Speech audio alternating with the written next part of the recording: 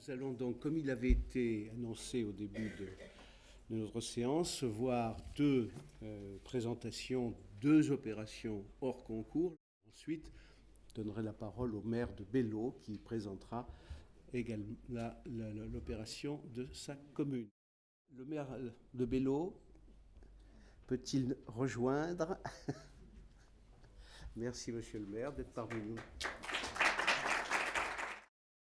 Mesdames, Messieurs les représentants des services de l'État, Mesdames, Messieurs, membres du séminaire Robert Rosel, Mesdames, Messieurs les membres des cabinets d'architecture, des CAIE des différents départements, Mesdames, Messieurs, représentants des conseillers départementaux, Mesdames, Messieurs les maires, chers collègues, c'est avec émotion effectivement que je me retrouve devant vous aujourd'hui.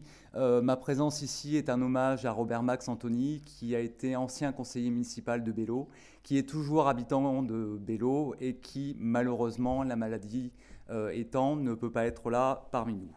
Donc ce que je vous propose, simplement pour vous présenter la commune. Bello est une commune de 800 habitants. Il faut savoir qu'en France, nous avons 27 000 communes de moins de 1000 habitants. Donc Bello fait partie de celle-ci.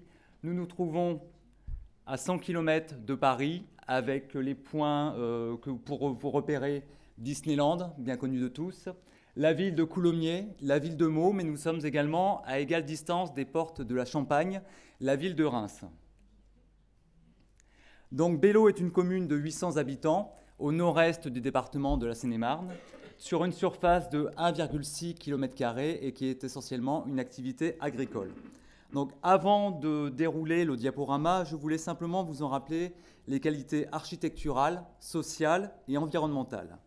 Qualité architecturale, nous avons mis en place le plan d'accessibilité handicapée, voirie, donc l'accessibilité des bâtiments, l'église inscrite aux monuments historiques où on a construit un plan incliné en bois pour permettre l'accès facile mais préserver le lieu, des lieux publics accessibles PMR, le plan local d'urbanisme, des matériaux en tuiles plates sur la toiture, des façades en pierre apparente et un règlement qui permet de protéger l'habitat. Le patrimoine rénové, le lavoir des Auchamps, nous aurons l'occasion de le voir dans le diaporama, le soldat du monument aux morts qui a retrouvé ses couleurs de poilu de 14-18 et un local associatif. La cidrerie, vestige d'une histoire passée industrielle avec fabrication de cidre et de jus de pomme, témoignage de la première voie en béton et bâtiments en béton. La qualité de la vie sociale. Les infrastructures ont eu un financement mixte, des dons, des legs, des subventions du conseil départemental et du conseil régional. Des concours et des manifestations, les maisons fleuries, le tournoi de tennis, des courses cyclistes, les jeux intervillages. La vie associative est riche.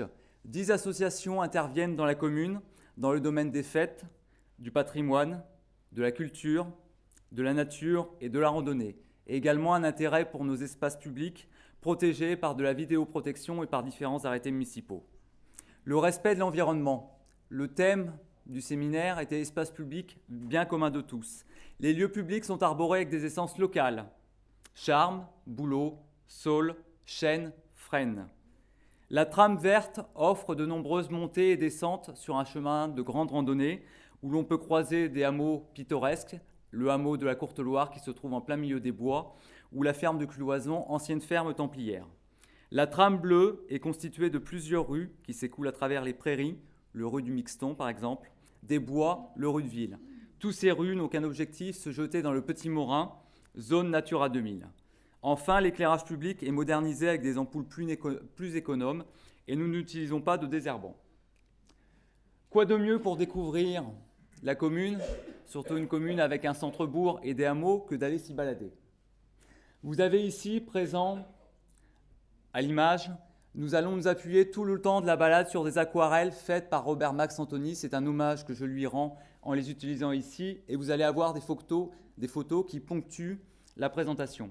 Donc vous avez ici le pont du Fourcheret qui est l'entrée de la commune en venant de Villeneuve-sur-Bello qui nous permet d'être à proximité du terrain de jeu, terrain de sport et zone de pique-nique. Nous l'avons appelé le Square Madère, nom de son légataire. Vous arrivez ensuite dans la rue du Pont-du-Rue, vous avez une représentation de son église, de son ancien presbytère, du jardin du presbytère, qui est devenue en 1995 la mairie du village. Et nous arrivons sur la place, qui est certes un lieu de stationnement, mais qui est également un lieu de manifestation. Brocante, départ de randonnée pédestre, marché de Noël, etc., etc. Vous avez une vue de l'église du XIIIe siècle et vous avez une vue de la mairie, ancien presbytère, réhabilité en 1995 par le biais d'un contrat rural et également de son agence postale. D'autres représentations, d'autres lieux qui se trouvent à proximité et qui sont l'espace public bien commun de tous. Nous avons le monument aux morts avec son soldat qui a retrouvé ses couleurs de 14-18 et vous avez l'espace des anciens du Tartre qui est un espace de repos. Et c'est un hommage aux soldats morts pour la France, mais c'est également l'espace Jean Lebon et Robert Bédel, anciens adjoints de la commune de Bello.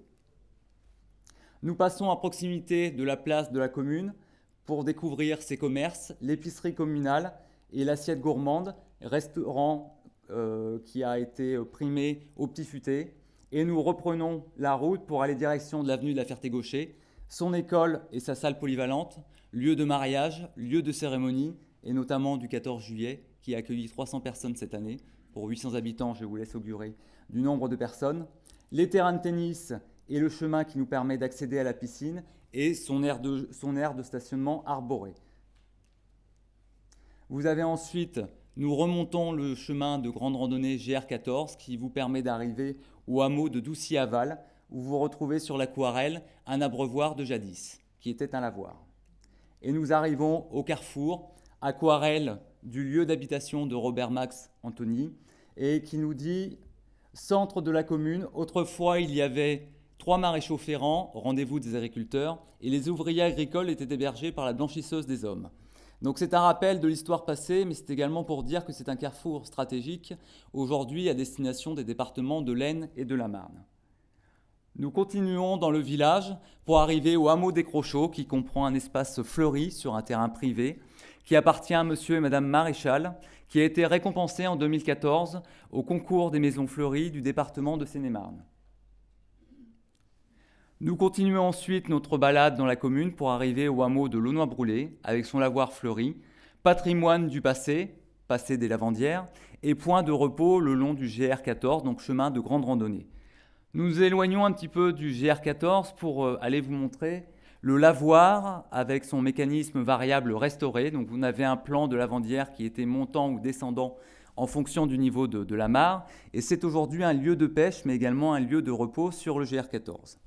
Nous revenons vers Launoy-Brûlé et nous voyons sur cette aquarelle un homme seul sur le chemin communal entre Launoy-Brûlé et Retourneloup, qui nous permet, sous forme de lithographie, d'apercevoir le panorama de la vallée de Villeneuve-sur-Bello, commune voisine, à Sablonnières, ainsi que l'ensemble de la zone Natura 2000 et du cours d'eau du Petit Morin. Donc je voulais vous remercier pour votre attention. J'espère que je n'ai pas dépassé les 10 minutes, même si je suis hors concours.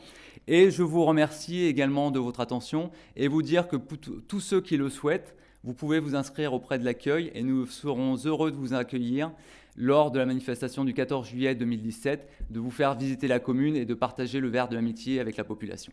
Merci de votre attention.